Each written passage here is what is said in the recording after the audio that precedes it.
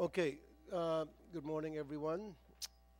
After 7 years, tagal na, after 7 years, several Senate hearings tungkol sa Public Utility Vehicle Modernization Program, andito ulit tayo. Ang tanong, bakit? Ano bang problema? Baka kulang tayo sa komunikasyon sa isa't isa, kulang sa pagpapaliwanagan, hindi nabibigyan ng boses yung mga iba't ibang sektor na maapektuhan, yung mga jeepney operators at mga jeepney drivers. So this is the time, the opportunity for them to be heard. And of course, siyempre pakinggan natin ang ating mga taga DOTR, LTFRB, LTO na kasama ngayon. Now, kailangan sa araw na ito meron tayong ma-accomplish. Ayoko na tatapusin tong hearing and then balik ulit tayo dahil wala lang, hindi pa rin tayo clear kung ano talaga ang agenda at pakay natin na para mabigyan ng solusyon sa araw na ito ang mga hinaing ng mga jeepney operators and drivers. Pero bago ko kausapin ang mga jeepney operators at jeepney drivers nandito ngayon, meron lang po akong ipapakita sa inyo, audio-visual. Ito po yung interview namin yesterday sa ilang mga commuters. Of course, kasama na po yung mga jeepney drivers. Pwede makita? Kung sakali magkaroon ng phase out, magkakaroon ng transport crisis. Diyan na mag-uumpisa ang kahirapan ng mga katulad naming hindi nakatapos. Kung hindi kami makakakita ng trabaho, katulad kung medyo may edad na, baka makagawa kami ng hindi maganda. Baka magnakaw kami o kaya mag-ugat na yan sa pagtutulak namin ng droga. Kaya para sa akin, dapat pag-aralan ng gobyerno kung ipi-phase out nila o hindi muna ang jeepney. Sa totoo lang, ang mga dayuhan pumupunta rito sa Pilipinas para sumakay sa jeep, para tumingin ng jeep. Pero bakit nila papalitan ng maliit na bus na sa tingin namin ay tataob pa dahil napakakitid? Kaya sana pag-aralan nila. Kung ako po ang tatanungin niyo, hindi ako pabor eh. Unang-una, hindi po kaya ng mga operator na bumili ng ganyang kamahal na jeep. Pangalawa, siyempre, pagka hindi na nakabili mga operator, paano na yung mga nakikilabas? Mawawala ng hanap buhay. Isa pa, may mga pinag-aaral yon. Siguradong mahinto. Kasi karamihan naman ng mga driver may edad na.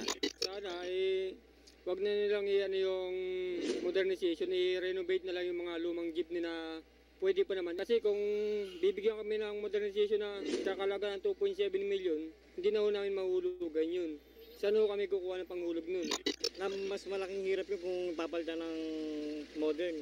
Una-una sa pasahero, tataas ang pamasahe. Tatamaan sila. I-renovate na lang yung mga sakyan, huwag nang palitan. Pabor ka ba na ma-phase out yung mga jeep dito sa atin? Hindi po. Bakit? Kailangan pa rin sila rito sa jeep eh. Kasi masasakyan pa sila ng... Yung Jeepney Modernization Act kasi hindi lang naman po kaming mga estudyante, mga simpleng mga Pilipino po yung maapektuhan. Pati na rin po yung mga chopper, yung mga operator, lalo na po yung mga chopper na wala naman pong, wala silang kakayahan para makapag-operate pa yung mga jeepney nila.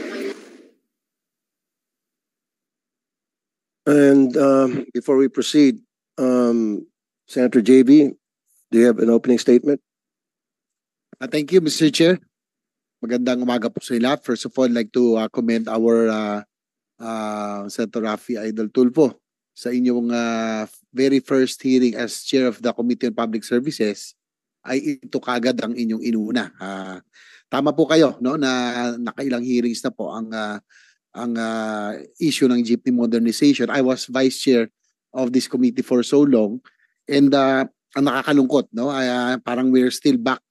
Ano pa rin tayo, halos nasa square one pa rin ho tayo. So, I'm hoping that we can get some results, and tama ho kayo, Chairman, na hindi dapat pagkahiwalay natin mamaya ay ano na naman, mag-aantay na naman tayo sa wala. I'm hoping that this time around, upon hearing the different stakeholders, the agencies concerned, ay dapat kumilos no.